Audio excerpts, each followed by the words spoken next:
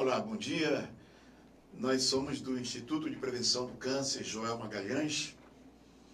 E mais uma vez a gente entra na sua casa para conversar, para bater um papo, para falar um pouquinho das nossas atividades. Nós estamos retornando aos poucos. Agora esses dias, por fim, o Centro Integrado de Comunicação Raquel Loyola começa a entrar no eixo. Daqui a pouco nós vamos começar a fazer transmissões ao vivo. Por enquanto nós estamos só aqui no Facebook, e no YouTube, nos comunicando com vocês, falando um pouquinho da nossa vida, da nossa realidade. Então é muito prazer contar com a sua audiência, com a sua colaboração, com a sua presença, mesmo que seja online, no Ijoma. Se Deus quiser, daqui a alguns dias, nós vamos entrar de cheio. Nós estamos iniciando o mês de setembro, e o mês de setembro alude o Setembro Amarelo, é o mês de prevenção do suicídio. Nós falamos da vida. Eu me recordo que, me parece que em 2016, Dr. Augusto Leite, é psiquiatra, voluntário aqui no Ijoma. Na época ele era o coordenador da psiquiatria da Secretaria de Saúde, e ele me chamou, angustiado, que não estava conseguindo realizar um trabalho de prevenção, e a entidade que ele congrega a nível nacional, a Associação dos Psiquiatras do Brasil, estava cobrando um serviço, uma atividade mais efetiva na questão da prevenção. Ele me procurou. Ele participava da missa de louvor, a tal missa da cura, lá na Jesus de Nazaré, e nós fizemos o mês todo de setembro daquele ano. Eu recordo que a abertura e o final da campanha, toda quinta-feira, reuniu quase 5.000 pessoas, e as imagens correram o Brasil, e foi muito bonito, porque depois daquela campanha que nós realizamos, a campanha tomou um corpo tão grande que hoje faz parte do calendário de muitas instituições, inclusive da Federação Espírita do Amapá. Falando de Federação Espírita, ontem eu deveria participar de uma live. Fui convidado pelo meu amigo Dr. Felipe Menezes para participar de uma live cujo tema seria vida, o bem mais precioso. Eu nunca tinha participado de uma live, e me parece que não é tão fácil assim não a gente acessar o link para participar dessa atividade. Eu sei que desde 5:30 da tarde eu comecei a tentar me conectar com o link, com a pessoa que estava coordenando a live. Não consegui. Eu fiquei desde 5:30 até 6:30, mas não consegui. Eu tentei por um celular, depois tentei por outro celular, aí depois eu fui para o computador, tentei 3 vezes de aparelhos diferentes e não consegui acessar. Fiquei muito triste.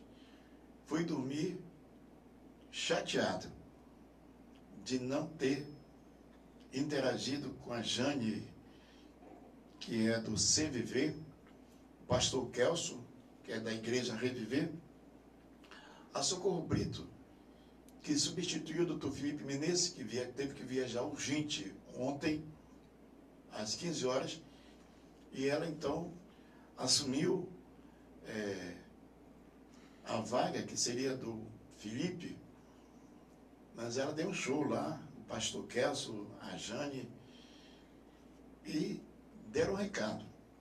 Infelizmente eu não pude participar, mas o tema é tão interessante que eu gostaria, e nós vamos fazer isso durante todo o mês, como nós estamos no período da pandemia, nós não podemos realizar grandes eventos, mas nós vamos todo dia, de alguma forma, entrar na sua casa e marcar presença no Setembro Amarelo. Já tem uma agenda programada. Que dia vai ser o doutor... Como é o nome dele? Vai ser no dia 9 de setembro. Dia 9 de setembro, o doutor Washington. Eu sei mais do que os cabras lá. Doutor Washington, ele vai ser o entrevistado. O Washington dá um show de conhecimento da psicologia, da mente humana, é engajado na luta contra o suicídio, enfim. Então, dia 9, que hora vai ser, Renato? Às 10 horas. Às 10 horas da manhã, você vai acessar as páginas do IJOMA para participar dessa discussão sobre a questão da vida, suicídios, as causas sociais, econômicas, familiares, individuais, enfim. Fique antenado aí, Dr. Washington aqui, no Sistema Integrado de Comunicação do IJOMA. Mas eu queria falar um pouquinho para vocês, brevemente, sobre o tema de ontem, que a Federação Espírita do Amapá propôs para todos nós: vida, o bem mais precioso. Eu vou falar um pouquinho agora o que eu deveria ter falado ontem. Lá ontem eu teria 10 minutos para expressar. Vida, o bem mais precioso. Eu começaria fazendo uma pergunta para as pessoas que estavam assistindo a live da Federação Espírita. Para você, o que é a vida? Eu iniciaria a minha conversa, a minha palestra, a minha participação na transmissão da Federação Espírita, fazendo essa pergunta: o que é a vida para você? Eu penso que é fundamental para a gente entender o valor da vida, se é que é possível mensurar o valor, o dom, o presente, a grandeza da vida. Talvez seria muita audácia da nossa parte querer mensurar, querer decifrar o código da vida. Eu tenho muita dificuldade de falar da vida, porque há uma complexidade tão grande, tão grande, tão grande. São tantos os conflitos, são tantos os porquês, paraquês, que numa palestra, numa entrevista, num encontro, a gente pode mais atrapalhar do que ajudar. Haja visto que hoje, ou será que sempre foi assim?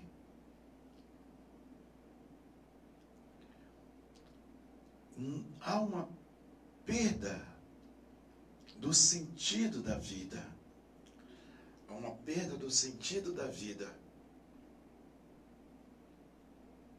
Há um vazio muito grande. Há um vazio muito grande.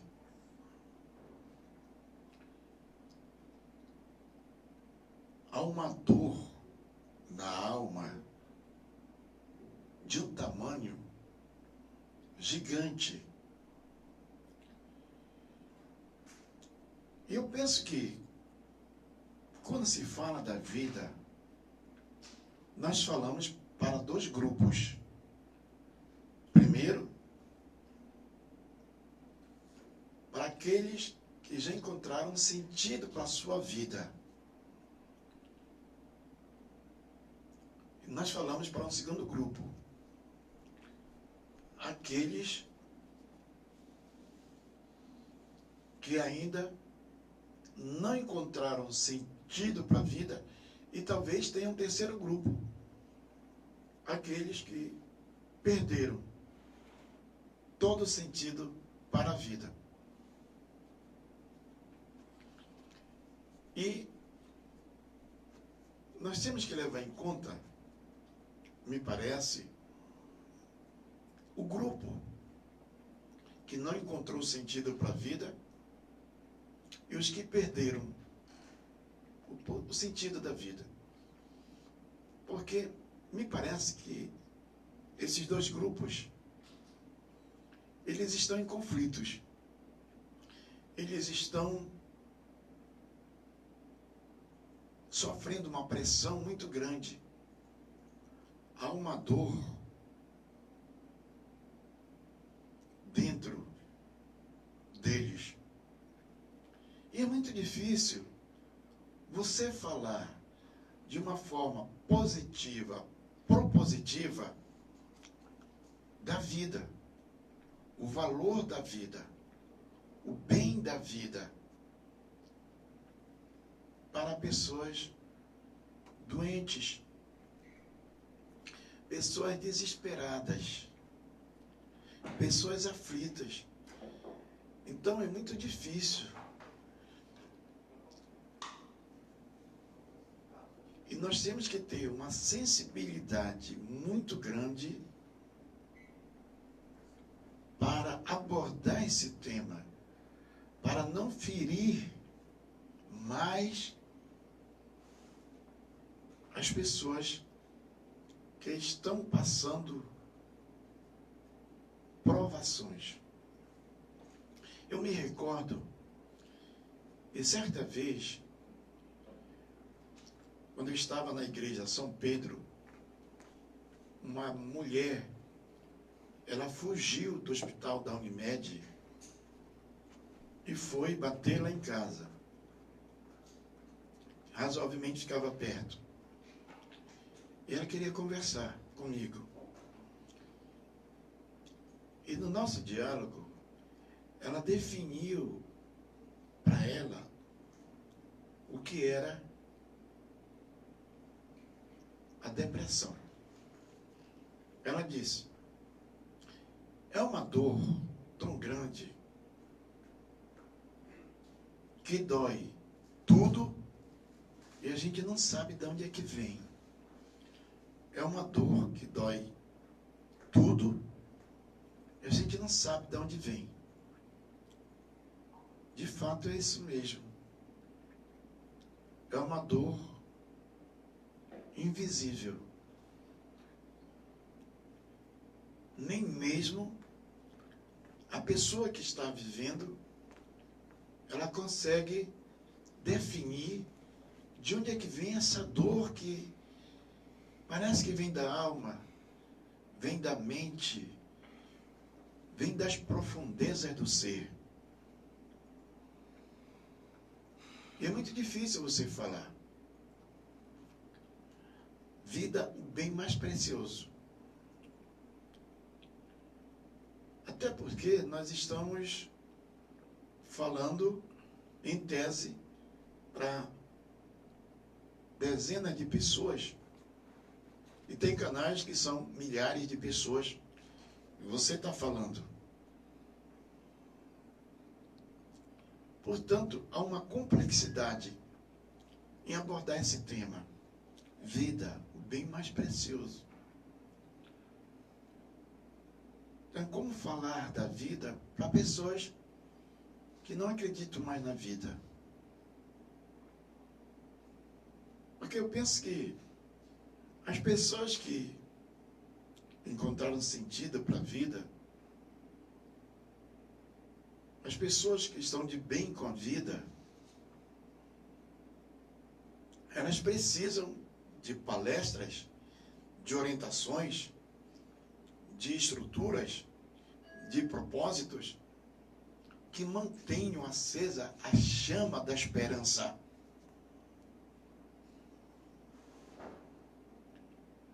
Então, para essas pessoas,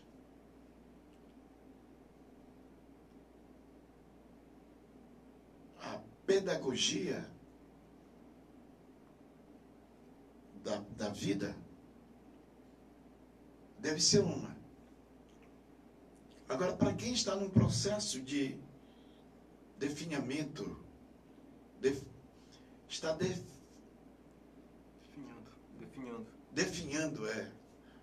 definhando, a palavra fugiu da minha cabeça, definhando. Então é muito difícil.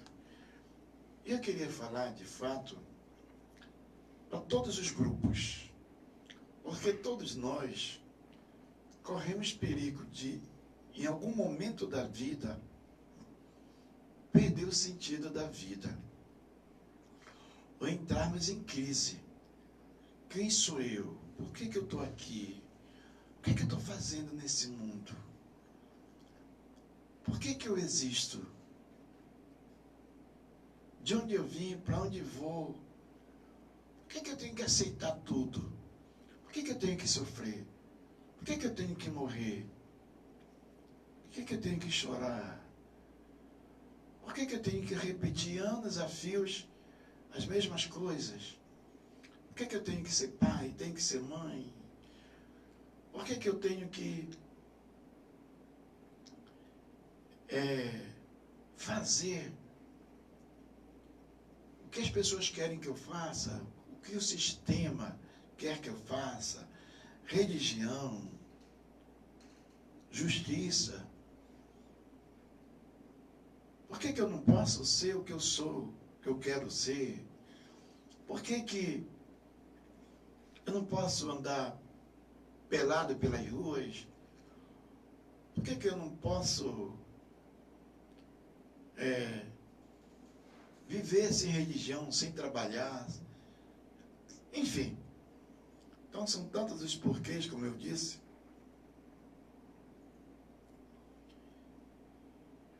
É muito importante esse tema, vida, o bem mais precioso.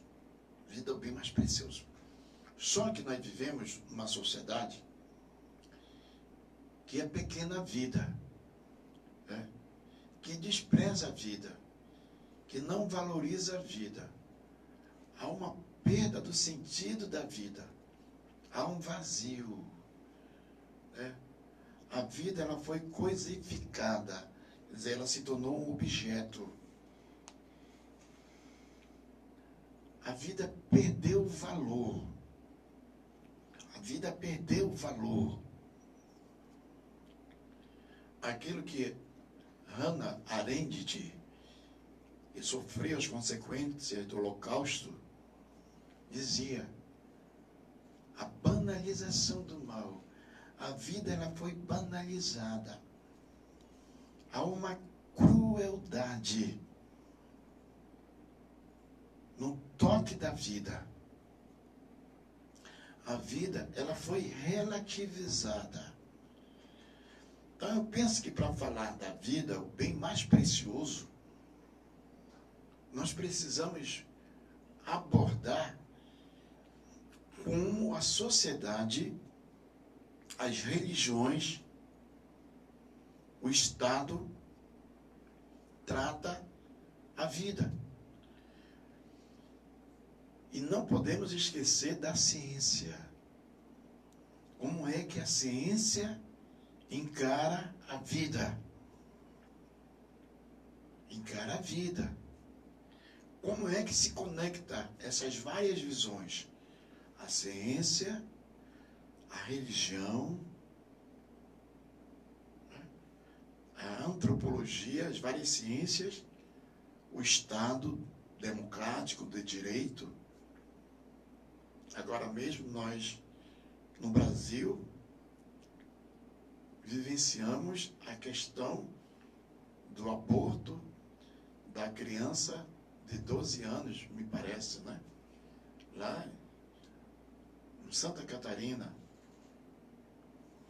E houve uma discussão em todo o Brasil, a ética, a bioética, é lícito, não é lícito, né? Então a vida não é tão fácil não de ser destrinchada. As próprias religiões, elas têm abordagem diferente. Tem muitas religiões que negam a ciência, né? Então, essas visões, elas são conflitivas. Elas criam um nó na nossa cabeça. Eu imagino as crianças hoje que já sabem tudo, os adolescentes, os jovens, os adultos, os idosos. Então, há uma perplexidade.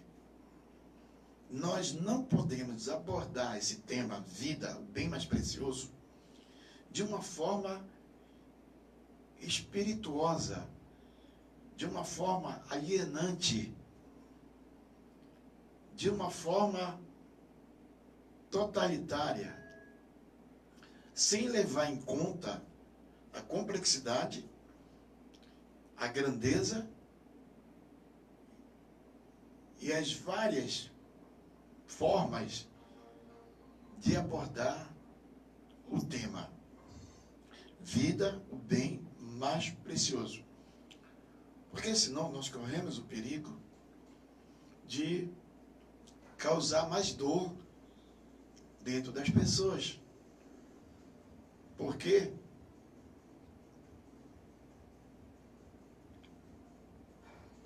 os milhares de jovens que estão mergulhados na angústia de viver. E eu observo, às vezes, que a nossa fala tem muito de acusação, sabe?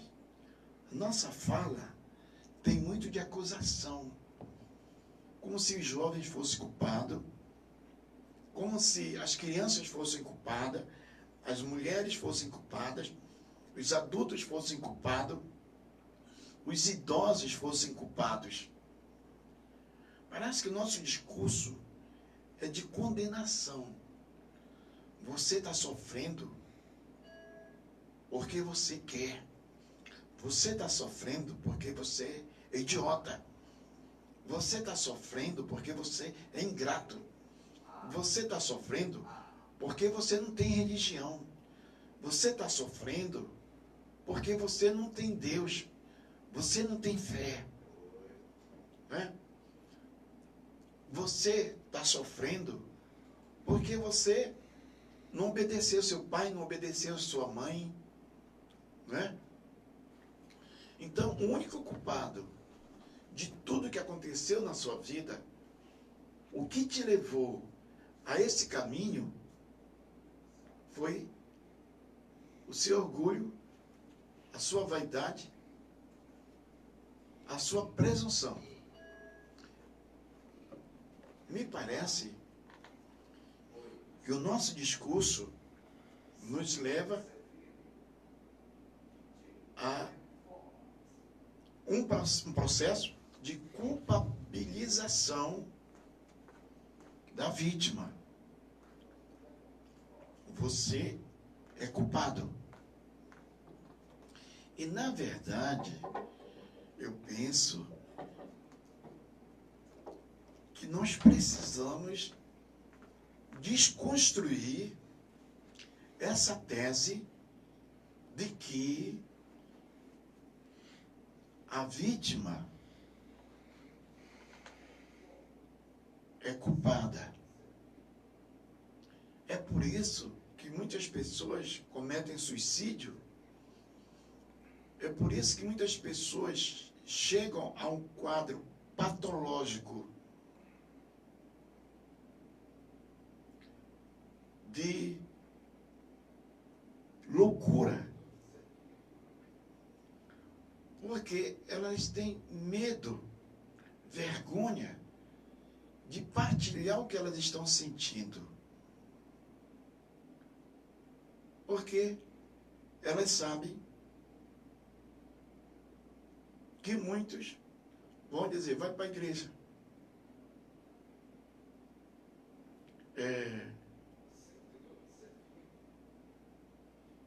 Vai procurar um psicólogo, um psiquiatra. Vai procurar fazer alguma coisa. É assim que as pessoas dizem. É frescura. Tu não tens nada. Quando não, dizem que é o diabo. É o diabo que está dentro de ti. Então isso é muito perigoso. Todos esses discursos aí. Eu penso que é minimizar, relativizar a dor que as pessoas estão sentindo. Eu não tenho condições, ninguém, absolutamente ninguém tem condições de entrar no íntimo da pessoa para mensurar, para dimensionar, medir o tamanho do que ela está sentindo. Não existe, ninguém pode fazer isso. Ninguém pode fazer isso. Como diz o ditado, quem vê cara não vê coração. Nem sempre sorrisos expressam felicidade, não é? E me parece, eu tinha pensado para ontem, dizer uma coisinha que eu acho fundamental. Talvez a crise mais terrível, a maior tragédia que nos levou a esse buraco foi a fragmentação das teorias, da visão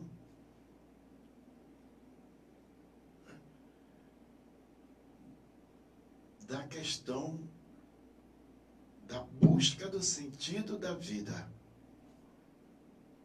A fragmentação. A fragmentação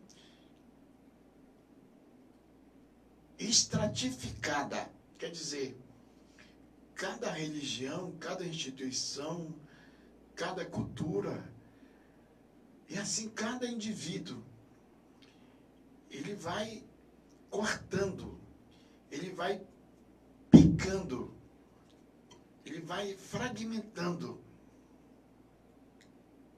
a própria vida. Então a vida, vamos supor, imaginar, é um corpo, é uma árvore, e você pega uma tesoura e você vai picotando, picotando, e você vai fragmentando, torna aquele corpo um monte de pedacinhos de carne, que você não sabe mais identificar de onde que era. Se é do braço, se é da perna, se é da cabeça, se é disso, se é daquilo.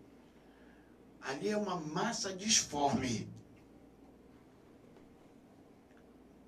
É assim que eu vejo a crise no Ocidente. A crise no Ocidente, ela nasce, me parece, e eu acho que não é só no Ocidente. Eu concordo com Harari quando ele diz que a nossa tragédia começou há 10 mil anos atrás, quando o homem deixou de ser coletor para ser agricultor. Ali começou a nossa tragédia. Ali nós nos separamos, nos apartamos da natureza. E aí nós começamos a fragmentar. Nós desenvolvemos a nossa cognição, né, a comunicação. Começamos a fazer uma cultura estruturada. E desde o início nós já começamos errado. Porque nós começamos a cortar. Nós começamos a fragmentar.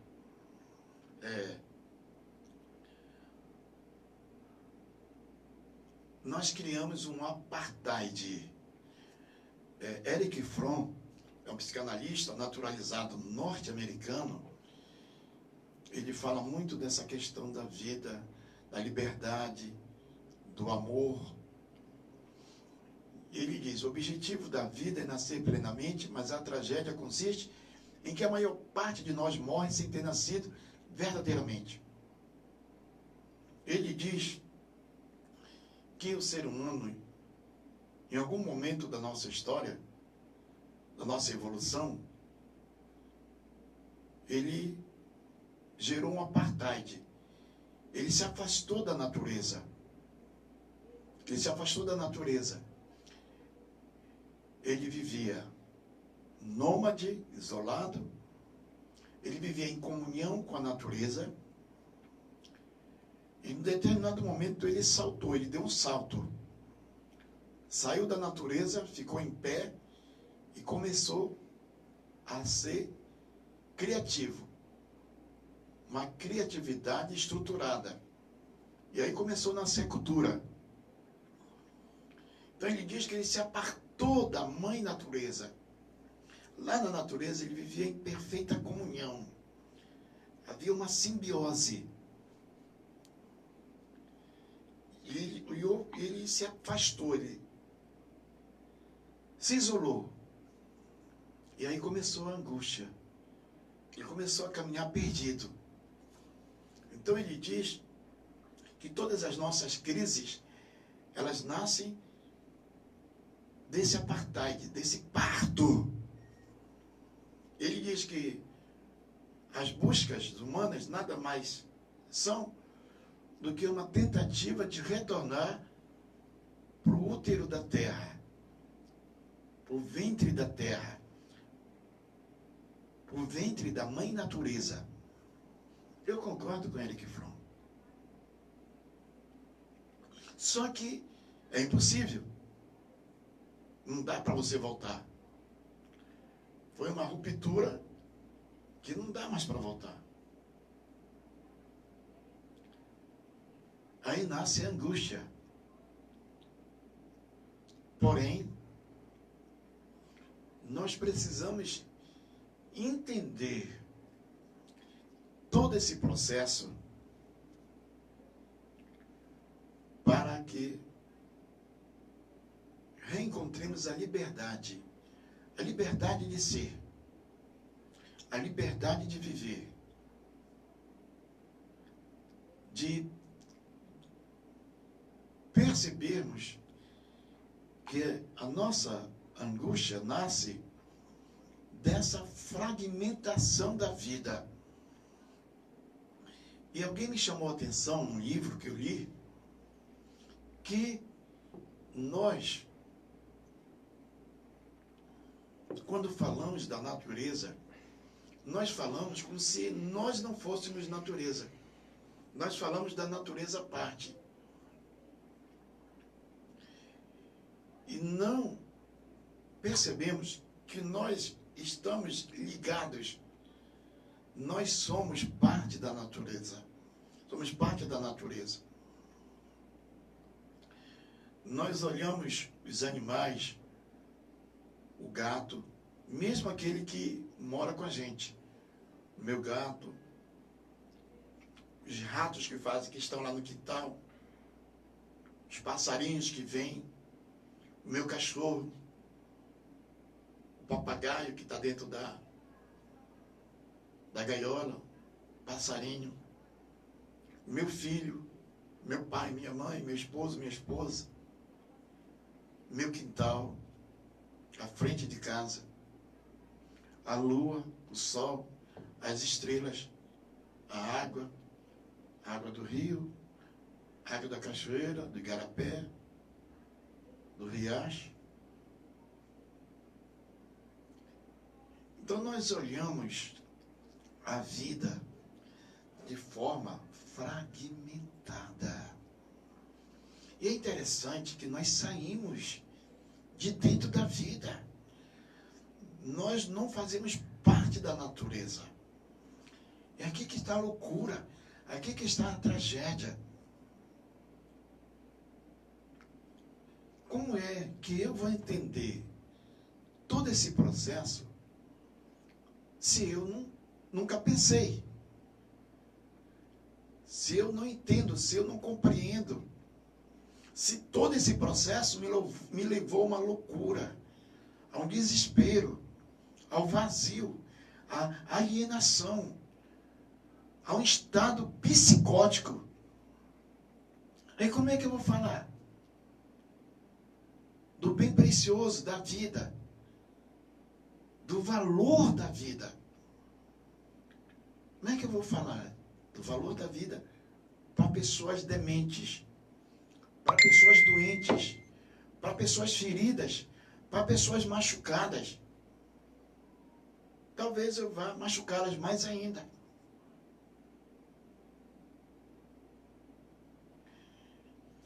Então, eu não posso falar do bem mais precioso da vida para pessoas fragmentadas.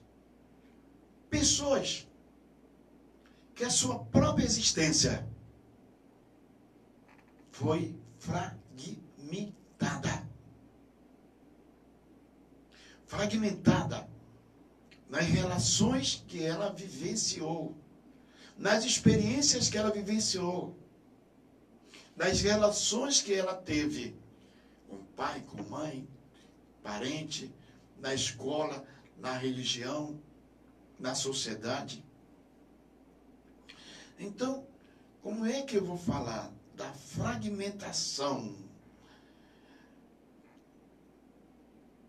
da vida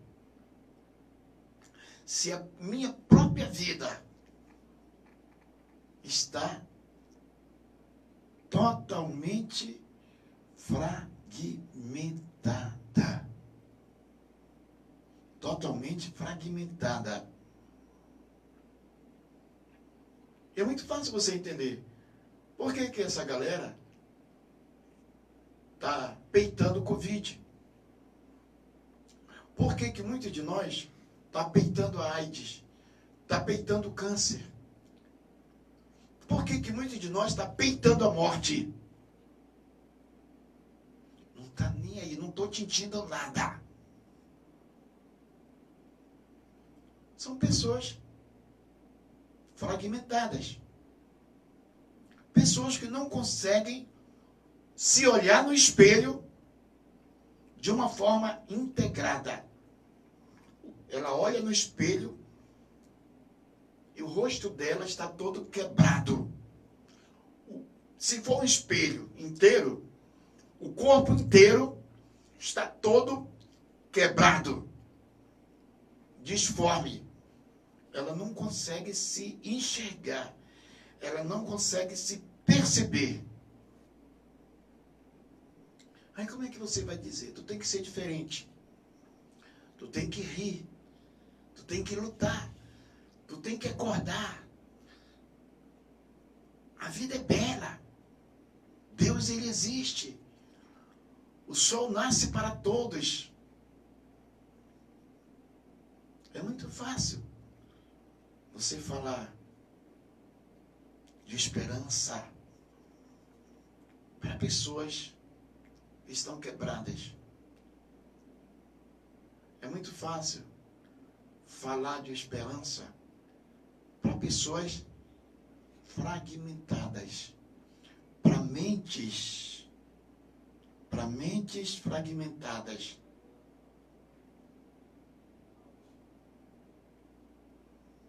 É como você querer que um cachorrinho não chore de noite, porque ele quer a mãe dele.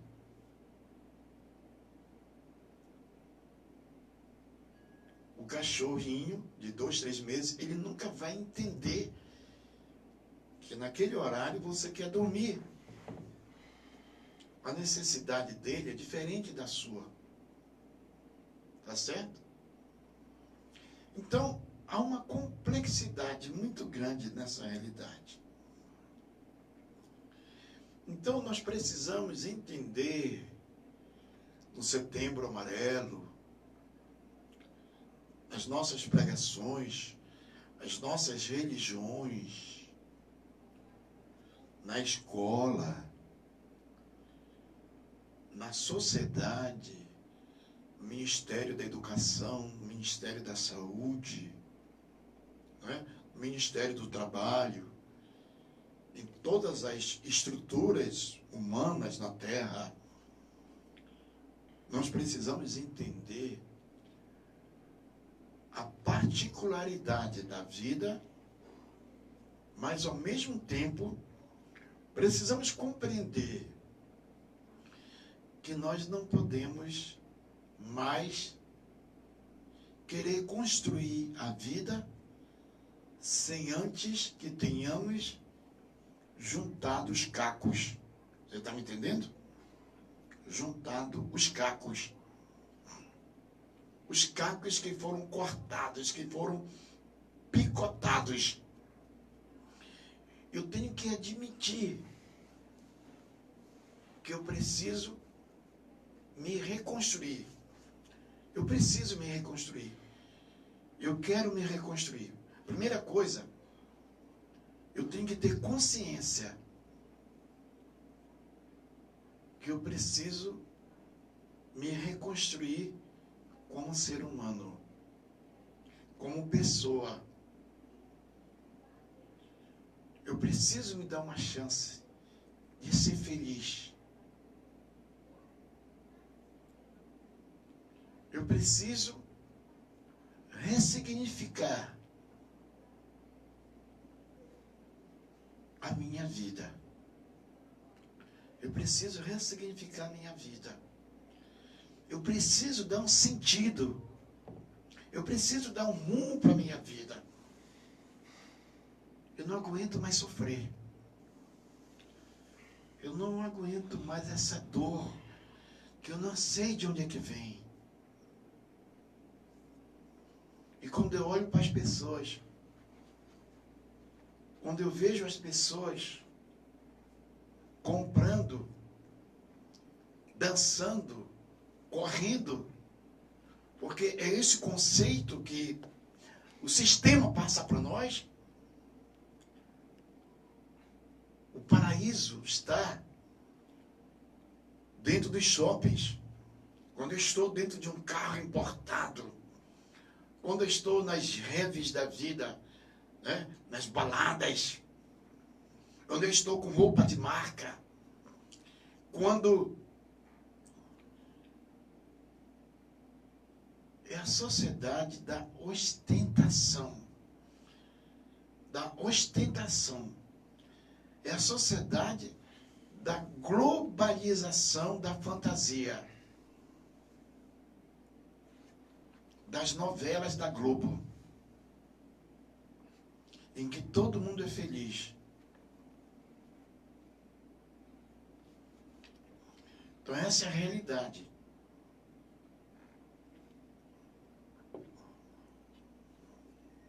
Em que as pessoas, elas se mutilam porque elas não são iguais às outras pessoas. Porque ela não tem aquilo que os outros têm.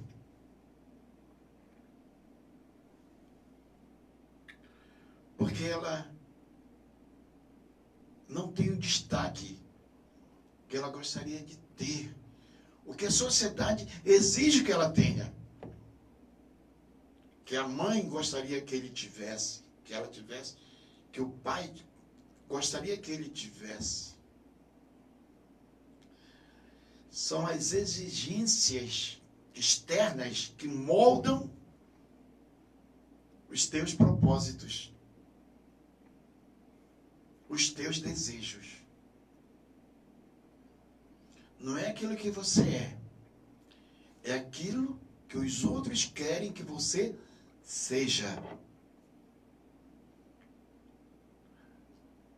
Mesmo que os outros não estejam interessados na tua felicidade. Mas eles querem que você seja aquele robozinho. Entendeu? Aí você vai definhando, você vai morrendo, você vai morrendo, você vai morrendo, vai morrendo, até o dia que encontram você gelado num canto, numa posição fetal, como se você tivesse se escondendo do mundo, como você tivesse com medo da vida.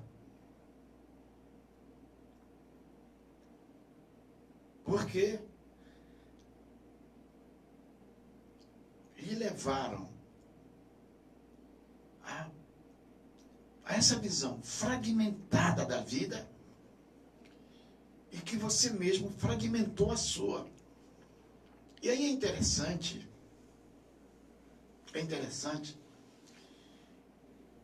que você não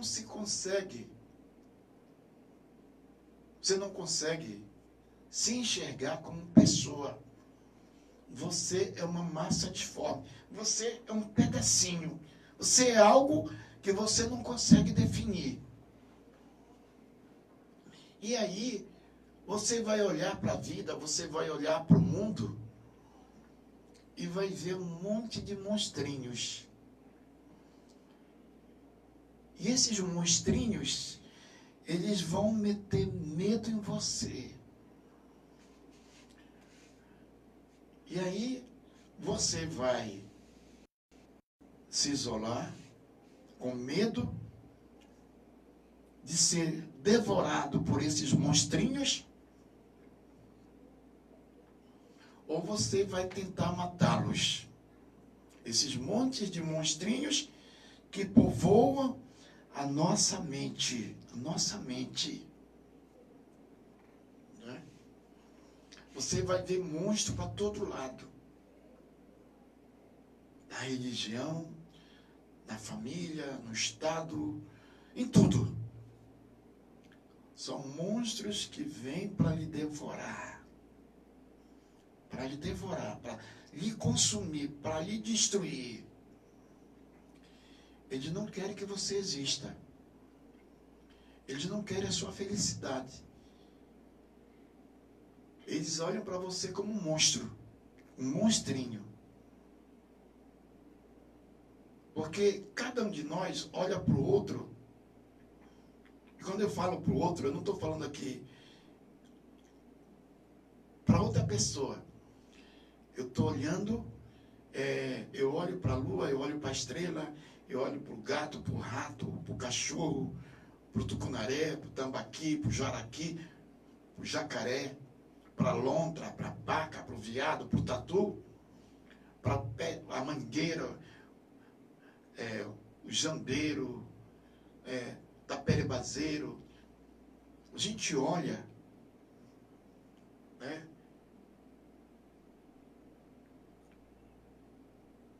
para esses seres vivos e não consegue entrar na essência deles. Porque a nossa visão é muito fragmentada. Eu penso que para falar da vida, o bem mais precioso, a grandeza da vida, a gente precisa quebrar esses paradigmas todos, né? E perceber que dentro da vida existe um projeto. Existe um projeto. Que na vida existe uma lógica. Existe uma lógica, né?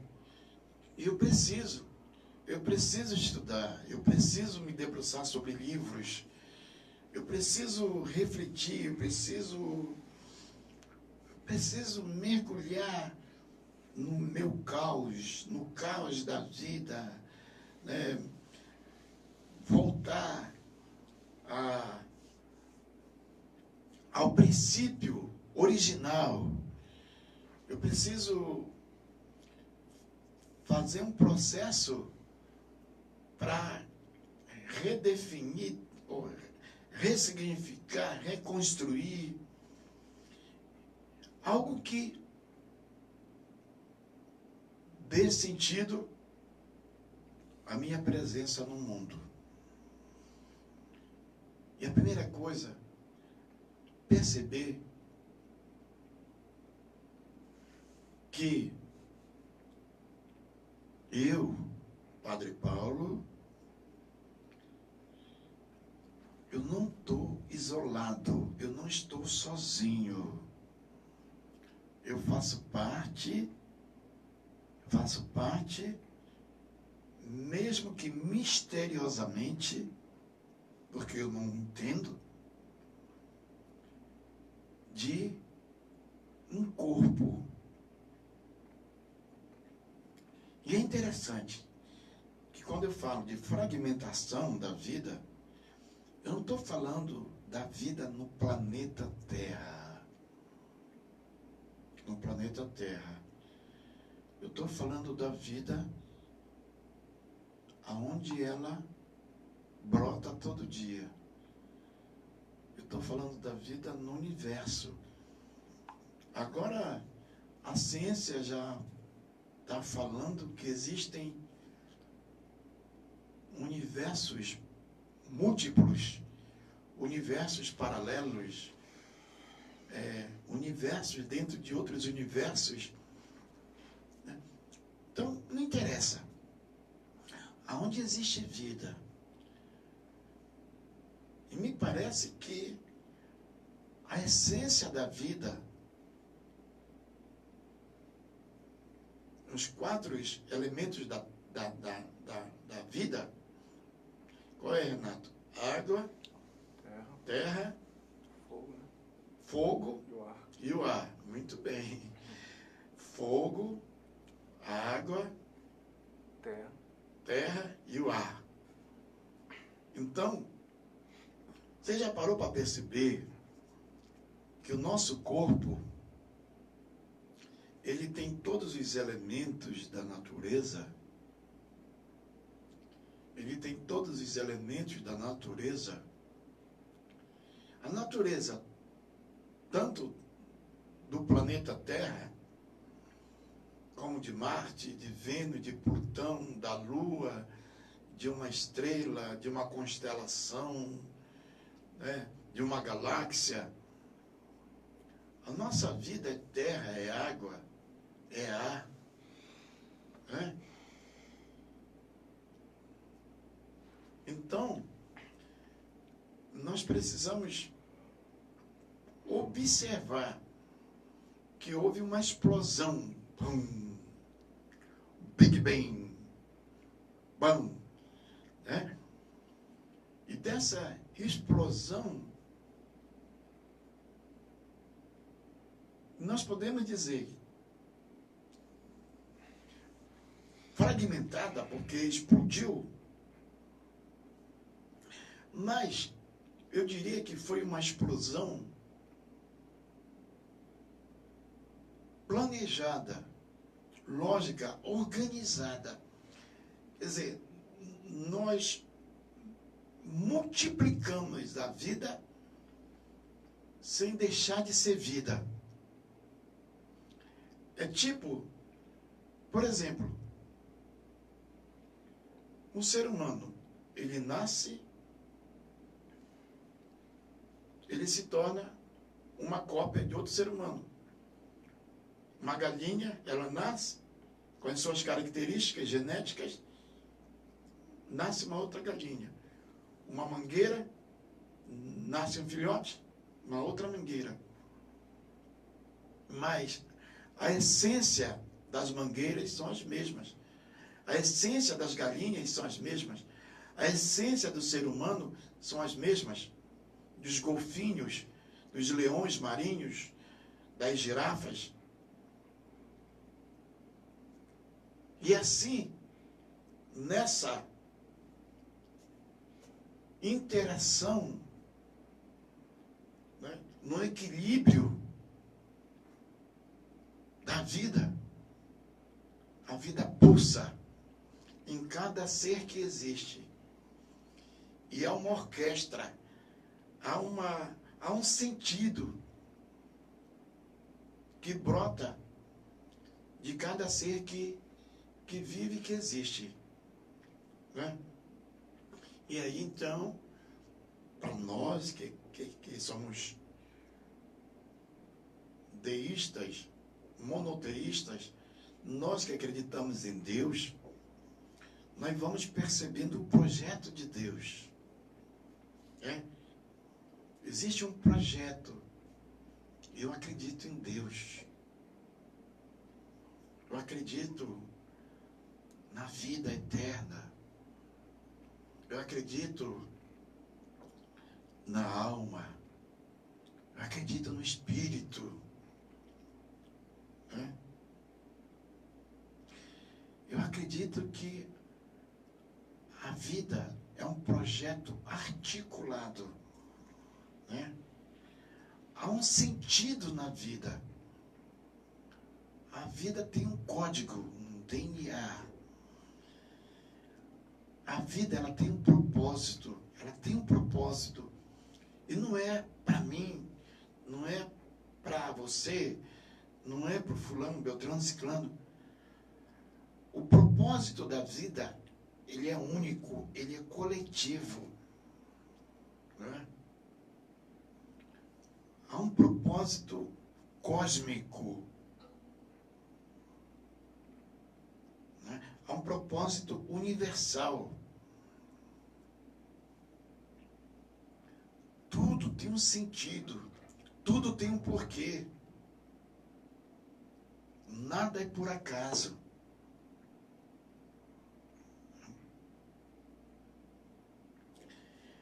Então, pessoal, nós só vamos descobrir, perceber o valor da vida, a dignidade da vida, quando nós começarmos a fazer um processo inverso. O sistema, fragmentou a vida. E isso interessa. Isso interessa para o sistema. Isso interessa para quem quer mandar no planeta. Interessa a fragmentação da vida. Porque isso nos enfraquece. Isso nos enfraquece. Isso tira o nosso protagonismo, nosso empoderamento. nós viramos zumbis. Então essa fragmentação interessa para quem quer dominar a vida.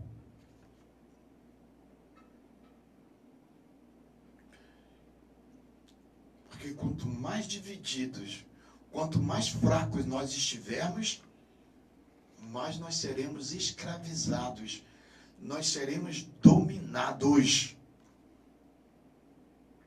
E aí o sistema usa a religião, o sistema usa a política, o sistema usa a ciência, o sistema usa tudo para nos manter escravizados. E a forma de escravizar, de dominar, é a fragmentação da vida, da existência. Porque nós renunciamos à nossa vontade, o nosso direito sagrado de existir, de ser guardião da vida. De guardião da vida. Só que disseram para nós que quem é o guardião da vida? Quem é o guardião da vida são os sacerdotes, são os cientistas, são os doutores, são os políticos, são aqueles que mandam no planeta. Esses são os guardiões.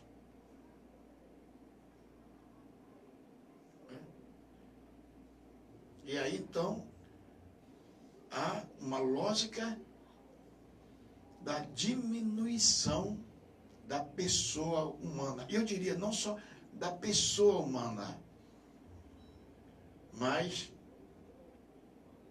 do valor da vida, do valor da vida. E um cara que foi praticamente expulso da igreja, mas que eu sou apaixonado por ele, e ele foi paleontólogo, né? Pierre Teilhard de Chardin. Ele foi paleontólogo, jesuíta. Eu estou aqui com um dos livros dele, O Fenômeno Humano. E ele começou a falar, no século passado, né, das teorias de Darwin. Ele começou a defender a pesquisa, a união entre teologia e ciência, a paleontologia, né? E só para vocês terem uma ideia da grandeza desse homem, que até hoje não é bem visto pelo Vaticano, os capítulos desse livro aqui, né? O Fenômeno Humano, ele coloca aqui, primeiro capítulo, a pré-vida. Há uma introdução à vida. O estofo do universo, a matéria elementar, a matéria total, a evolução da matéria. Segundo capítulo, o dentro das coisas, existência, leis qualitativas do crescimento, energia espiritual. Terceiro capítulo, a terra juvenil, o fora, o dentro. Segunda parte do livro, a vida.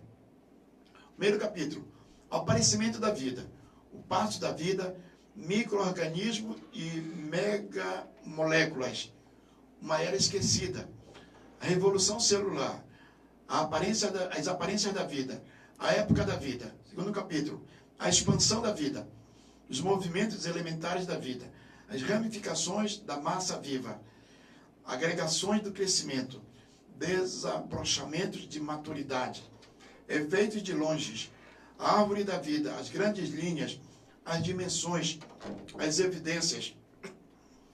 Terceiro capítulo, a Terra-mãe, o fim de Ariadne, a ascensão da consciência, a aproximação dos tempos. O terceiro capítulo do livro é o pensamento, o nascimento do pensamento, o passo da reflexão, o passo elementar, a hominização do indivíduo, o passo filético, a hominização da espécie, o passo terrestre e planetário, a noosfera, as formas originais, o desdobramento da noosfera, a fase ramificada dos pré-hominianos, o feixe dos neandertaloides, o complexo Homo sapiens, a metamorfose neolítica, os prolongamentos do neolítico e a ascensão do ocidente, a terra moderna, a descoberta da evolução, a percepção do espaço-tempo, o envolvimento na duração, a iluminação, o problema da ação, entendeu? A sobrevida, aí vai embora. Então veja só, Teilhard de Chardin, ele que foi paleontólogo, fez pesquisa, ele seguia a linha de Darwin. Então, e ele busca aqui, Teilhard de Chardin,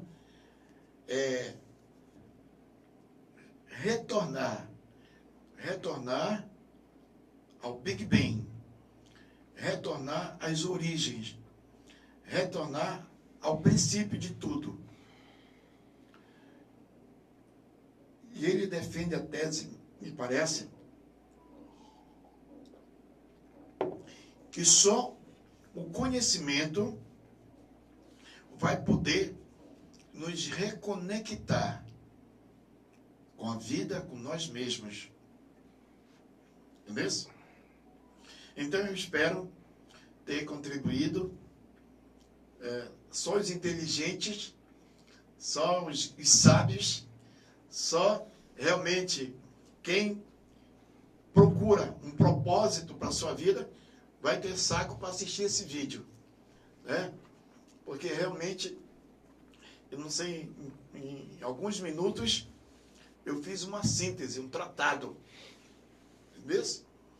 Depois eu mesmo vou ver tudo isso que eu escrevi de novo. Eu li, aliás, que eu falei, né? Eu falei coisas aqui profundas, que eu penso que o mundo inteiro, desculpe a minha pretensão, desculpe a minha arrogância, mas eu acho que o mundo inteiro deveria ouvir o que eu falei aqui. Se não por mim, pouco importa. Mas tem muita gente falando o que eu estou falando aqui, sabe? Eu não sou o único, não. Eu já vi na internet muita gente falando a mesma coisa.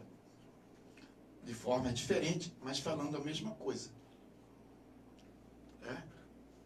Então, o que eu desejo no mês de setembro é que realmente a nossa vida seja colorida, que a nossa vida seja dourada, que a nossa vida seja cheia de luz, cheia de amor, né? Cheia de Deus, cheia de vida, cheia de esperança, cheia de energias, e que nós possamos hoje e sempre ressignificar a vida, juntando os cacos e entendendo que enquanto nós estivermos com a nossa cabeça fragmentada, nós sempre seremos escravos. Escravos de alguém. Somente a desconstrução dessa fragmentação da vida nos fará homens novos. Libertadores e libertados. Obrigado. Até a próxima.